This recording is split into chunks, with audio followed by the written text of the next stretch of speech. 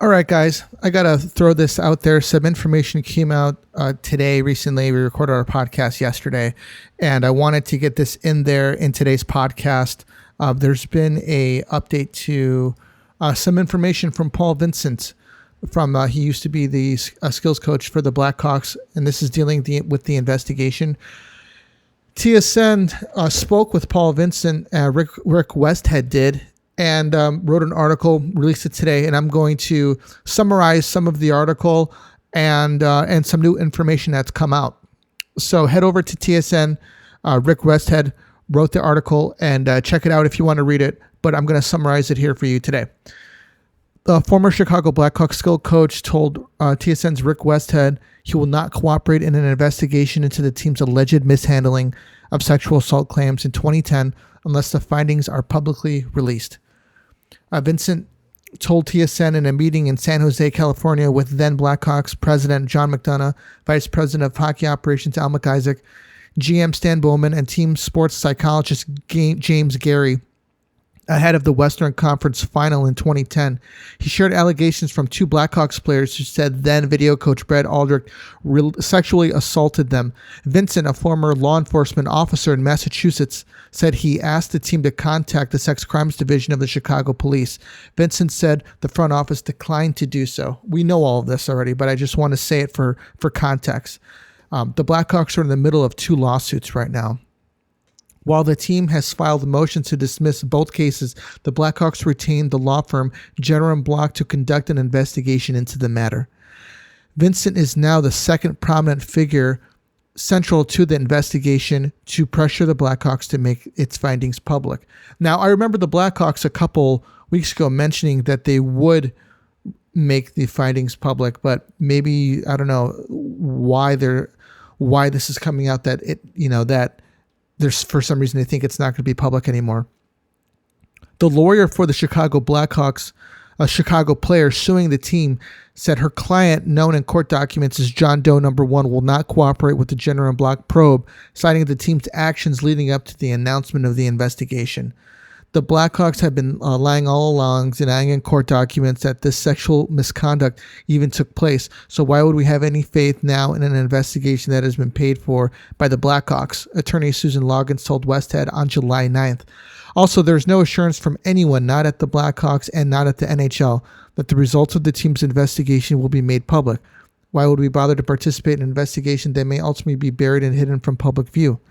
Loggins said she would have allowed her client to participate in the team investigation if Jenner & Block had agreed to her interviewing Bowman, McIsaac, Gary, and McDonough. Logan said the request was denied. Now, Rick Westhead had also sent a message to Joel Quenneville saying, this is from his Twitter, former Chicago coach Joel Quenneville denies he had knowledge of the abuse allegations before this year. Quenneville, this is a quote from him, "I have contacted the Blackhawks organization to let them know I will support and participate in the independent review." An update. After Joel Quenneville's statement yesterday, I asked him through Panthers spokeswoman how Brad Aldrich, his video coach in Chicago for 2 seasons, could have been fired by the Blackhawks in 2010 without Quenneville being given an explanation. The Panthers have not responded. So, on Tuesday, Blackhawks defenseman Brent Sopel urged his former teammates to begin telling the truth publicly about being aware of the allegations at the time. Sopel said the allegations were discussed by the players in the locker room during the Western Conference Final. I'd say pretty much every player said, "Holy shit," and was shocked by it, Sopel said to Westhead. "We were all in the same dressing room. It was something that was discussed for at least 2 or 3 days. Then head coach Joel Quenneville was in the same office as Aldrich we had heard about." Then assistant coach John Torchetti told Westhead he recalls Vincent telling him that he advised the front office to call the Chicago police, but does not remember Vincent explaining the outcome of the meeting. It's so upsetting. It's so glaring because of what this guy was able to do after he left the Blackhawks, Torchetti said. You have to know what kind of guy Paul Vincent is. This guy is loyal to a fault, the most loyal guy you are going to meet in the game. His background helps explain why he gets so upset about these issues like abuse. No timeline has been provided for the completion of the Jenner & Block investigations. Now, the former Chicago Blackhawks players from that team have been asked to partake in the investigation, but they have said that they won't do it unless their lawyers can be present with them while they do it, which is understandable. Now, the couple things here. Number one is that the Blackhawks are looking to see what legally they are responsible for here. And as I mentioned in an article that I wrote and I released this past weekend, you can check it out on the FHN net. And I will also link it into the description of this podcast. That the Blackhawks, on one hand, they want to see if they are legally bound in any way to have notified the Chicago Police Sex Crime Division. Okay. On the other hand, you would think that there is a moral responsibility to do this. Okay. Now, as what comes in business, what's legally right and what's morally right a lot of times don't coincide. And it creates a really big gray area of what the right thing to do is. Obviously, I think that considering that they had an employee with them that was being accused of sexual harassment, this should have been said. Something should have happened. An investigation should have happened then. It looks like McIsaac was a part of this more than I thought that he was. I thought he was more on the sideline, and John McDonough was pretty much running the whole thing. But here's another quote from Paul Vincent, and this is pertaining to the meeting that he had with John McDonough, James Gary, Paul Isaac, and Stan Bowman. I come in and Al McIsaac says to me, "What do you know?" Vincent said. I said the same thing I told Gary Higgins, and with that, Al McIsaac did the most of the speaking. He said, "We've got it handled. You're assuming something happened and we're going to look into it. You don't need to look into it anymore," Vincent said. He advised the executives to report the alleged abuse to the police. I'd say to them, "I think you need to call the Chicago PD and have them quietly investigate," Vincent told the Jenner and Block investigators. That's what McIsaac said. "You don't need to worry about this. We'll take care of it. You can leave now." So I walk outside. Two of the coaches are still waiting for me, John Torchetti and Mike Havland. I said, "You won't believe what just happened." I explained it, and we went off to dinner. So it looks like McIsaac was possibly running the show. Either way, it's under John McDonough's watch. He is ultimately responsible too. There has been no admission here that Stan Bowman was responsible for any part of this. To be honest with you, who knows if they're trying to keep him clear? Who knows if they're going to have McIsaac and John McDonough fall on the sword here? A lot of people are calling for the entire front office to be fired. And to be honest with you, as this gets uglier and uglier, that may need to happen to save face with the organization. Even if Stan Bowman wasn't directly involved, he is linked to this because he was there in the room at the time, and he might just have to fall on the sword as well. Really interesting. I don't know what is going to happen here. Everybody wants Stan gone anyways, so that doesn't really matter. People are just looking for him to go. But I mean, there is a possibility here that he didn't have much to do with the cover up, but was aware of it. If so, it's going to be time for him to go, and they may have to clean house just to get the credibility back with their fan base and possibly across the league. The Blackhawks were known as having a very good organization that took care of their players and took care of their families, and this really just shits over the whole thing, and it's terrible to hear, and it's brutal. And I hope that when this investigation is done and all the chips fall where they may, that they will do the right thing and what's appropriate, and then we could all move forward as a fan base and get back to rooting and cheering about hockey and worrying about those things instead of these kinds of issues. And going forward, hopefully that CEO Danny Wirtz does a good job of fostering a good culture amongst the front office in doing the right thing, and going forward, having an open policy so that players can feel free to come to the front office and air their grievances and know that they'll be heard and be taken care of by the organization. So I'm going to cue in now the podcast that we had previously recorded. I wanted to put this in here today because I thought that it was very important. I know everybody would want to hear about it, and I'm curious to hear what everybody has to say about it. So hit us up on Twitter at Tomahawk Chicago. Let's talk about it. What does everybody think other than Hank Bowman? And how do we move forward? You know what? I'm sorry. There's one more thing that I want to say is that it was known that at the time that Aldrich had a 14-year-old boy stay weekends at his apartment. Vincent said this, Paul Vincent, adding that he understood the boy's family was close to Aldrich. He was a family friend. That's what he was told. Vincent told Shar, adding that the boy has developed into a pretty successful hockey player, moved along and became an NHL player. So there might be some pool asking, who is this kid who is a NHL player now in the league, a pretty successful player apparently. But Vincent declined to say who that player was, rightfully so. And it's just like the plot just thickens and thickens and thickens with this thing.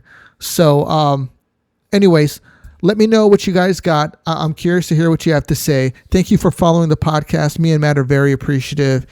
And here we go.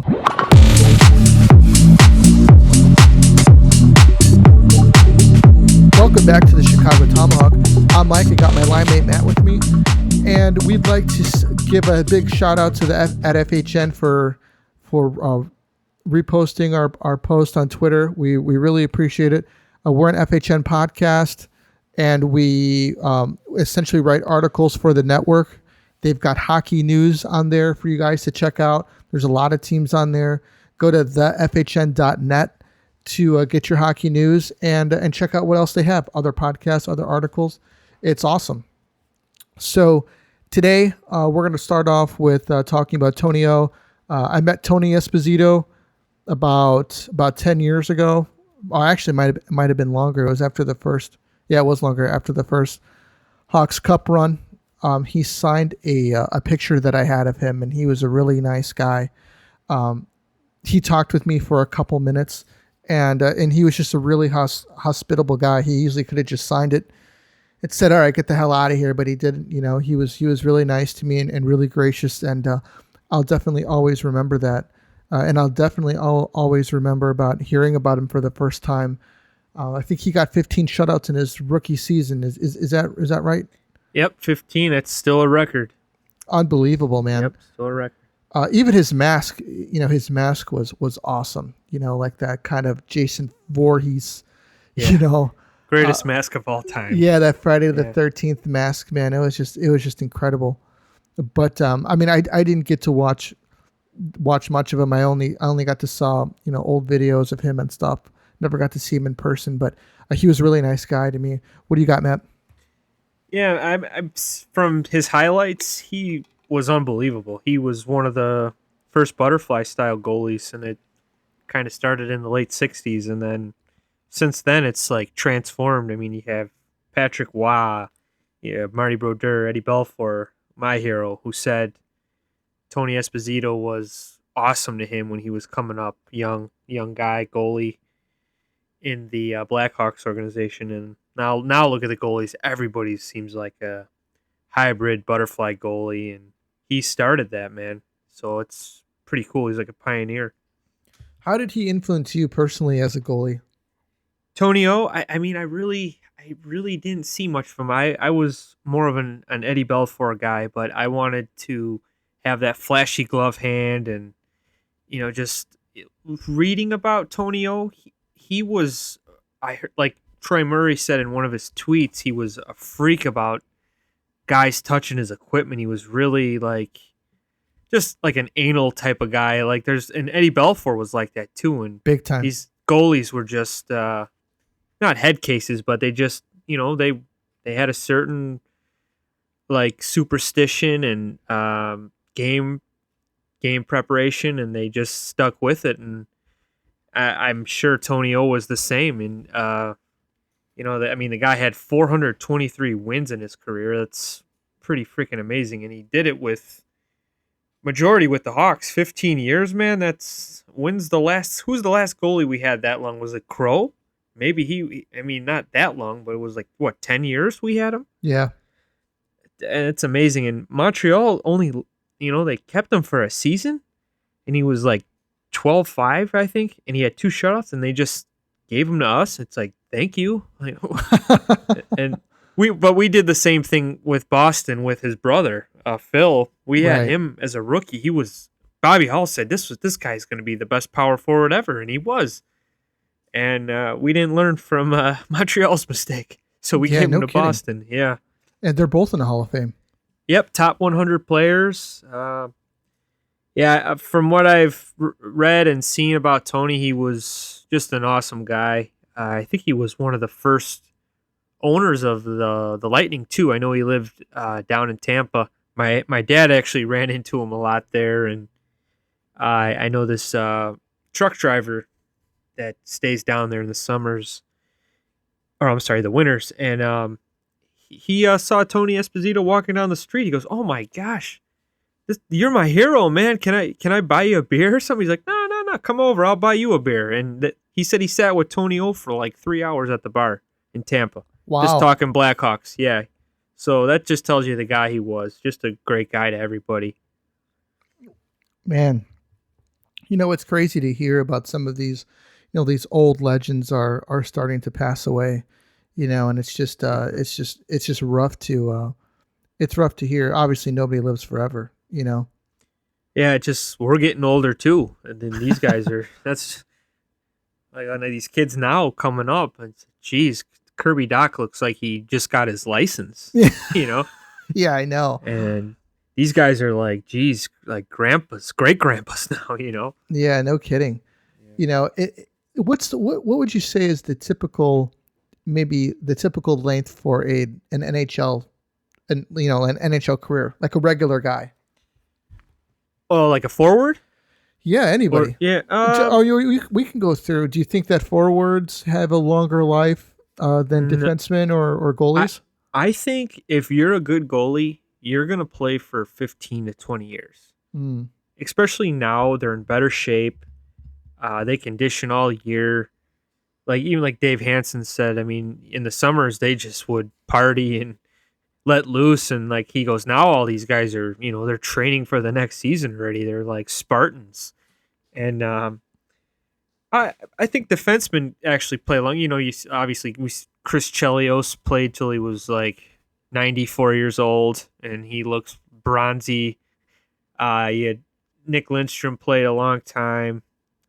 I think forwards, once they start to, get their stats on the down end, they kind of fade away, and they either go play somewhere else, or they just call it quits. I think Patrick Sharp is a good example of that. I think he went to Dallas for 2 years after the Hawks, correct? And yeah. then we signed him back, and he just, he wasn't the same player, and he's like, you know what, I'm gonna quit while I'm still ahead. But then you got guys just signing 1-year deals, just trying to make the team and probably pay for their kids' college. And, but I think forwards don't last as long. Defensemen and goalies probably will last a little bit longer. Yeah, it makes you think if Joe Thornton is of the latter there, because, I think that he wants to play next season. Or is he one of those dudes where he just can't let it go? He's hungry for a cup, man. He wants his name on that cup. He deserves it. I hate the guy. I'm not gonna say he's a bad player. He's an amazing passer back in the day, but you look at your team and it's like, wow, this guy made the team, and this kid's got to play another year in the minors. Like some kid that's real close. Yeah, I think his time might have passed. Yeah, he might need to get on a. His last year was his best chance. Yeah, it was. Well, it makes you think. Well, didn't the Sharks made it to the Western Conference Finals, and didn't they lose? Yeah, by us, 2010, we smoked them. No. I mean after that. Oh no, they made it to the final. Yeah, they lost. Yeah, against Pittsburgh, correct? I think Pittsburgh. I'd have to look that up. I'm pretty sure it's Pittsburgh. Yeah, they got smoked. And that was his best chance right there. Yeah, you know what though, in 2010, a lot of experts picked San Jose to win the cup that year, Yeah, they're all and smoking crack. we swept them. It wasn't. I mean, it was a close series. You know, it was pretty much overtime games, 1-0 wins or 3-2 wins, but they didn't even get one win. And I remember. I yeah, remember that's when you got married too. I was that was mad my at you. wedding. I apologize, but that game on my wedding day, I think it was game 3, and I believe Buff scored an OT. And that game, I made like $800. I got Really? like $400 a ticket. And my buddy Joe, who actually stood up in my wedding, we banked and we paid for the next round with that money. And we just kind of kept going, and we're like, dude, we got to sell Well, the next round was the Stanley Cup Finals. Stanley Cup. Yeah, we paid for it, and then we sold game 2, I believe, and I think we paid for the next season, the 2011 season, and dude, it was great. We made a lot of money doing that, but it was good times. Well, yeah, the playoffs, I mean, they were just going for astronomical numbers.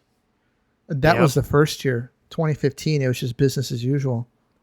Yeah, I didn't. I got rid of my tickets after 2012. I think it was just getting too hard. I had a baby, and it was the drive was getting annoying, and paying for parking, all that crap. But it was fun though. 41 games a season too, man.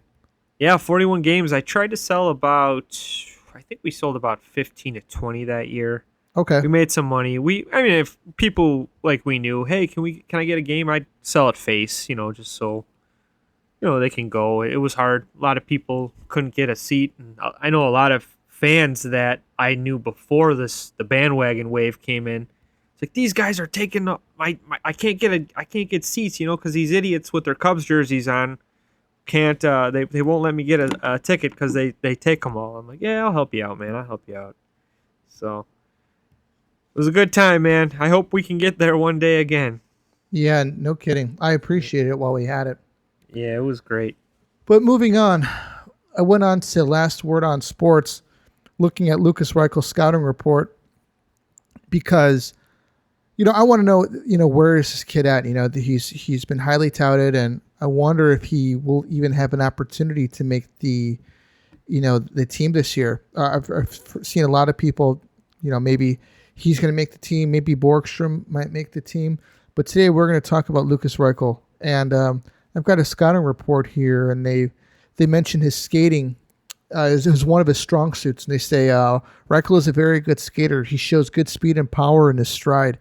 His explosive first step and good acceleration make him dangerous off the rush. He also has a very good agility and edge work, allowing him to make quick cuts and get away from defenders, both with and without the puck. Reichel's skating makes him tough to contain in one-on-one situations. He also has a very strong lower body for his age. He can fight through checks and get to the dirty areas of the ice. Reichel has very good balance. It's tough to knock him off the puck. He could stand to build up a stronger upper body, though, as this will help him also win battles for loose pucks. And honestly, this is the stuff that you want to hear. These are the kind of the skills that you want to hear from a guy who's coming up. The less that he has to work on when he gets to the big show, the better. Skating is one of the most basic skills that you're supposed to have, and some people do it really well and some people don't, and you could really tell who the good skaters are. Victor Hedman's an amazing skater. Yeah, with the puck he's even better. Yeah, crazy. It's crazy. So his offensive game is Reichel scores the majority of his goals in tight to the net. He has quick hands and can deke a goalie in tight or get the puck up quickly into a tight area. He also can bang in a rebound quickly one time a pass or deflect in a teammate's shot. From further out, his wrist shot is very accurate and features a good release. Reichel's quick hands allow him to toe drag and quickly change the angle before shooting.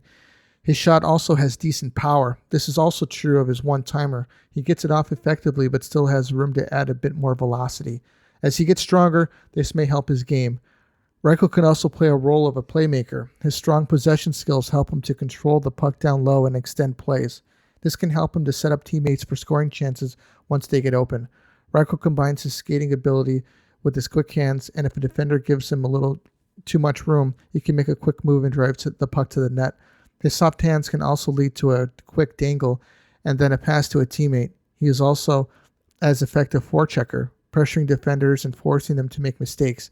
Once they do, he can quickly take advantage with an excellent vision and knack for knowing where his line mates will be. Now, what I want to say about this is that he is obviously naturally translating his offensive skills to the defensive side of the ice, which is something Patrick Kane didn't do for a very long time. 10 years. Yeah. Being able to play on one side of the ice and then go to the other side of the ice to create offensive opportunities. And this kid is doing it, and that's those are really, really good things to hear. His defensive game. Reichel's defensive game is a bit of a work in progress. He needs to be more consistent in keeping his feet moving in the defensive zone. Reichel has a tendency to be caught flat-footed at times, which lets his man get away from him and be open for a pass. There are other times where he supports the defense down low and applies effective back pressure against the rush. Other times he can leave the defensive zone early looking for the long stretch pass to create something in the transition game. Reichel is a smart enough player in the offensive end that he should be able to play better defensively once he matures and is coached effectively on his responsibilities. So, kind of a little Kane-ish right there, kind of hanging out at around the blue line, ready to get a pass. Yeah. Headed in the other direction. He's young, man. Obviously he's offensive. He's offensive oriented, but playing the defensive game is what keeps you in the NHL, man. What do you think? Yep, that's true. Who did you say his comparable was? Current NHL player? Mike Hoffman. Mike Hoffman? Okay. Yeah. Yeah, I mean, a lot of teams not skills-wise, just like his style of play. Style. Okay. Yeah. Well, he's a good player, and I think Mike Hoffman's best days were down in Florida with the Panthers, and he was incredibly consistent while he was with them. And he was with Ottawa too, and he did pretty well. And I think Mike Hoffman, he was solid with the Panthers. The Blues really liked him, and he signed a really cap-friendly deal, I thought, last year. I think he was at $4 million for 1 year. Right. And I think his numbers were pretty comparable to Taylor Hall, who made $8 million. Wow. And I think that was an article I read over last free agency, saying like, well, why would you overpay for Taylor Hall when Mike Hoffman is right there in numbers, I think, and age. 100%. This guy, I mean, I know he has some off ice issues and stuff with that whole thing with Erik Karlsson, but I don't know. You can look past it because Erik Karlsson sucks. So, it's really funny, man. Mike Hoffman was incredibly consistent while, during his heyday, Yeah. We'll see how he bounces back this year. Yeah, Montreal this year, right? Yeah. Yeah. We'll see how he bounces back this year. But because he didn't, he wasn't very, how do you say, he wasn't noticeable during his time with the Blues. Yeah.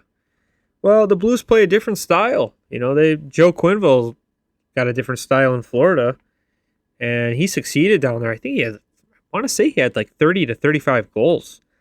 Wow. And I'm pretty sure he scored a lot down there. He was definitely a shooter. And St. Louis, they don't really have, besides Tarasenko, he's like the only guy that puts up, 30 goals. And they play more of a team game.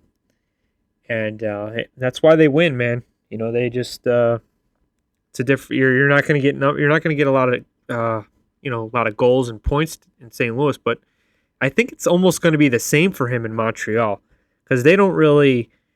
Beside that kid, what's his name? Cole Caulfield. Yeah. And then you got that Suzuki guy. Maybe they're going to throw Hoffman on the top line with them just to. Because I don't think they have many goal scorers. They rely on Carey Price in the defense. Yep, they rely on Carey Price, man. Carey Price way too much. Yeah, they're taking years off that guy's life. I guess they figure for $10 million, that's kind of what he signed up for, Yeah, Seattle was smart not to take him. Man, in that draft. They were just, I dare you to take him. And Ron Francis is probably like, yeah, I'm not going to do you any favors. yeah, no kidding. Signing garbage contracts. Do you think that look at what he did with Montreal last year? Do you think that his contract's a garbage contract? I think $10 million's a lot for a goalie. I mean, and he's when he signed it, what did he do before that to get that? He was just regarded as the best goalie in the league. That's why he got it. He's a damn good goalie. He makes unbelievable saves. I mean, if it came down to Game 7, Stanley Cup final, I'm putting Vasilevsky in 100% of the time over him. That guy is a gamer, and I recently saw a tweet of him and Patrick Wagh's first. I think he's at like 200 something games, and he has better numbers than Wah right now. Vasilevsky does. Vasilevsky has better numbers than Wah. Yes. Do you think Wah had as good of a team as Vasilevsky did? In Montreal or Montreal. Colorado? Yes, Montreal was good, man. I would say that Colorado is probably more similar to the Tampa Bay Lightning now. Yeah, I agree with that one. Yeah, you have your two superstars, Sakic and Forsberg, like I guess you could say Point and Kucherov, maybe Stamkos. Maybe. No, man. I think Sakic was better than both of them. No doubt about it. Yeah, 600 goals. He's a great captain. He was dependable. He wasn't. Kucherov could compare to probably Forsberg, but I think Kucherov's going to be a better player. Yeah. We'll see how the injuries are, but Forsberg was always hurt. Yeah, he was. was. Amazing player. But as for the goaltending, I think it's kind of fair if you think about it. I mean, I know Wah has 4 cups, but he's got 2 with Tampa. Let's see if Tampa can win anymore. I think that Tampa could. Oh, I mean, he had 2 with Colorado, right? 2 with Colorado and 2 with Montreal. Right. Yep. And he had 1 bad game in Montreal that forced him out, which is a crazy game. The Red Wings just lit him up, and I guess the coach kept him in there, and Wow was getting pissed. He walked over to the owner and he said, "I'm done. Trade me." Next, he didn't play the next game. He was traded to Colorado, and they won 2 cups there. Yeah, that was it. It's insane. Well, cool, man. Great team. Do you got anything else going for today? No, man. It's just a slow in the NHL. I mean, I think Sam Reinhart signed a 3-year extension with the Panthers. Oh yeah, Mike Hardman. Blackhawks, 2 years, $800K a year. I think that's a good move for Florida, though. Reinhardt, I think he had 20 goals in Buffalo, 40 points or something. I think he's definitely happy to be out of that mess and down to a contender. I think Florida's a contender. Yeah. So who do you got in that division still? Do you think Tampa's still the powerhouse, or do you think? Yeah. Yeah, or Carolina? I think Carolina got better. No, I see Tampa still rolling straight over them, man. Yeah, I mean, if you think about it, they only lost Yanni Gord, and he's a key player, but doesn't Tampa, aren't they like still way over the cap? I think they're getting close. They're pretty close to getting under it, but okay. The thing about Carolina was that it wasn't talent that did them in; it was a lack of discipline. They kept on going into the box, and Tampa kept on lighting them up on the power play, man. I think the goaltending was a little weak too. But he's a rookie. He was still good. Yeah, I think like the main thing that did them in was their lack of discipline and going into the penalty box, and Tampa made them pay. Yeah, dude, I want to say, man, 95% of the time. Yeah, they were playing with fire. The best power play in the game. And it's just, if you're going to keep doing it, they're going to eventually score. Yeah, it was like every game they had like 3 power play goals, And you're leaving an elite talent open. And then one of them, and one of them, they were up, I think, 4-1. They were 4-1, and then it became 5-2. And then Tampa stormed back and won that game, It's like, you can't do that. No, you can't. you're up 5-2 in a playoff game. The other team comes down and beats you. Yeah, that's really what you want to let happen. Let them get that kind of confidence. Yeah, I think I could see them, Tampa and Carolina, Florida being the three there. Yeah. I don't see anybody else really doing much. Yeah, I don't either. Yeah, But yeah, man. Let's say another prayer for Troy Murray because he's got a battle coming, and he's a tough dude. One of the best shutdown centers of the Blackhawks franchise, and I think him and Davey Bolin are 1 and 2.